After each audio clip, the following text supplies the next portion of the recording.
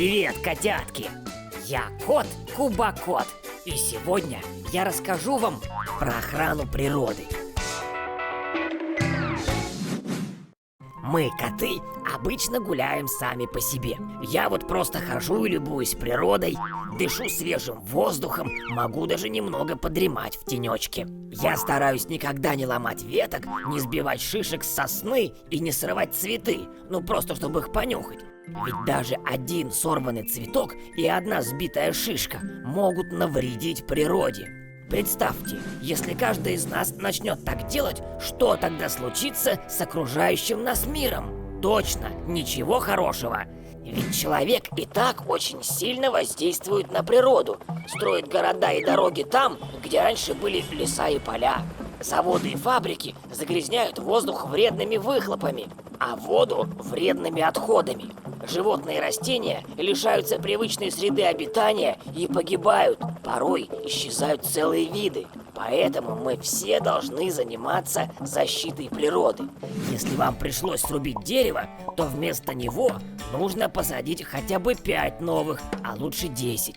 После пикника в лесу нужно забрать с собой весь мусор и ничего не оставлять. Это может делать каждый. Государство тоже старается защищать природу.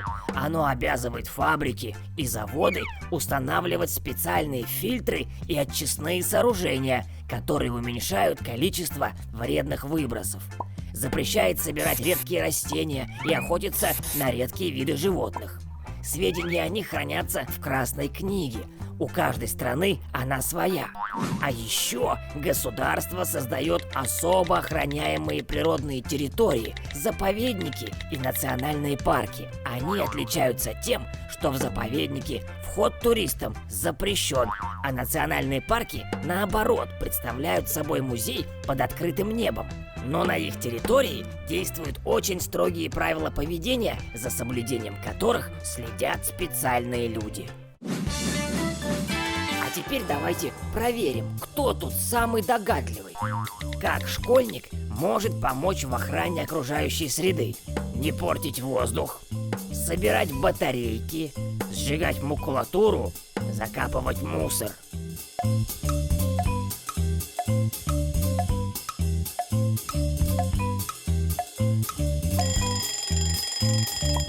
Итак, школьник может помочь в охране окружающей среды, собирая батарейки и сдавая их в утилизацию.